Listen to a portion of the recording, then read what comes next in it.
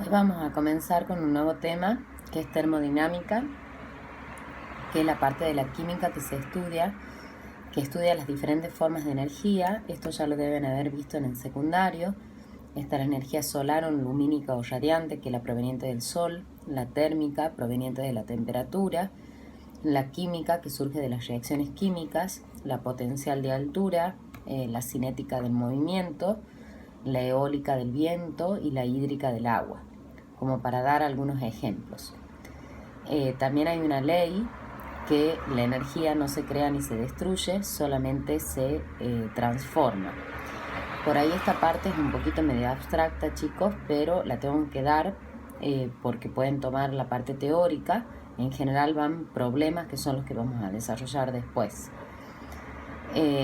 Un sistema definido termodinámicamente se refiere a una reacción química o un proceso químico. Y lo que está alrededor de ese sistema también recibe el nombre no solamente de alrededores, sino de medio ambiente y de entornos, siendo que la suma de ese sistema con el alrededor constituye lo que se conoce termodinámicamente como el universo. Y siempre hay un intercambio de calor, ya sea desde ese sistema, desde esa reacción química hacia el alrededor o viceversa. Vamos a definir la propiedad termodinámica conocida como entalpía, que se denota con la letra H mayúscula. Es una propiedad de tipo extensiva. Volvemos a la clase de sistemas materiales. Son aquellas propiedades que dependen de la cantidad de materia. No se determina en sí la entalpía, sino la variación de entalpía, o sea, el delta de H. Recuerden que el triangulito grande es la letra delta en el alfabeto griego, que significa cambio o variación.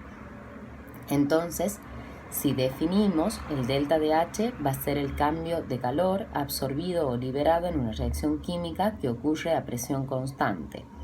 Siendo que, recuerden que en la clase anterior les he dicho que el delta de H es igual al H de los productos menos el H de los reactivos.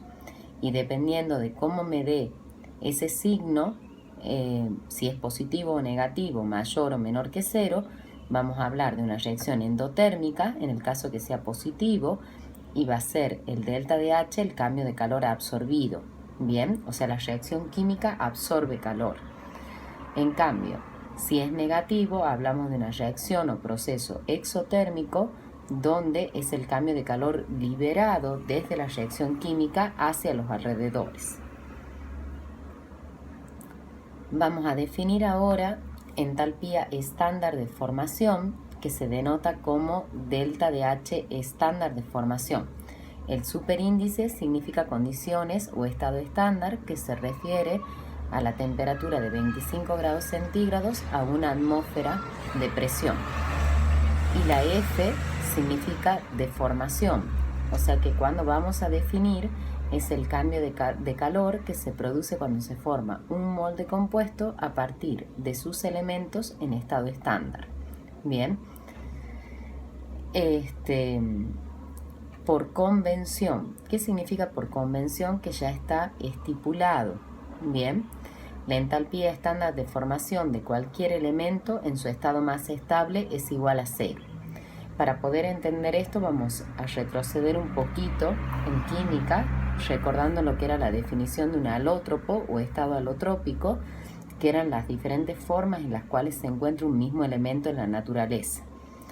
Por ejemplo, el oxígeno se encuentra como oxígeno 2 y como oxígeno 3. Significa, ¿cuál es el más estable? El oxígeno molecular, que el ozono. Entonces eso quiere decir que el delta de H estándar de formación del oxígeno va a ser igual a 0 y del ozono diferente de 0, que no sé cuánto es. En el caso del carbono tenemos el carbono grafito y el diamante, siendo que el carbono grafito es mucho más estable, o sea que su delta de H estándar de formación va a ser igual a 0 y del diamante diferente de 0. En el caso del hidrógeno 2, que es el hidrógeno molecular, también va a ser igual a 0. Después tenemos la entalpía estándar de una reacción, donde va a ser el cambio de entalpía de una reacción que se efectúa a la presión de una atmósfera. Yo lo que hice fue ponerles una reacción hipotética donde las letras mayúsculas, recuerden que es la fórmula de los reactivos y de los productos, y las letras minúsculas los coeficientes estequiométricos. El delta de H estándar de una reacción va a ser igual a la sumatoria de los coeficientes por los delta de H estándar de formación de los productos menos la sumatoria por los coeficientes de los delta de H estándar de los reactivos. Si yo esa fórmula generalizada la hago para esa reacción hipotética, me va a quedar que el delta de H estándar de esa reacción va a ser igual a C, que es el coeficiente de uno de los productos, por el delta de H estándar de formación de C, más D por el delta de H estándar de formación del producto D, menos A por el delta de H estándar de formación del reactivo A, y ahí me he equivocado, he puesto un menos, chicos, es un más B por el delta de H estándar de formación de B. Entonces, nosotros vamos a tener, antes de entrar a los problemas, para poder calcular un delta de H estándar de reacción o un delta de H estándar de formación. Para eso hay dos métodos. Un método directo, donde vamos a aplicar esta fórmula que yo les he dado, o un método indirecto, que es aplicando la ley de Hess, que ustedes van a tener reacciones laterales y yo les voy a enseñar los tips para cómo van a proceder cuando tengan un problema de esa magnitud.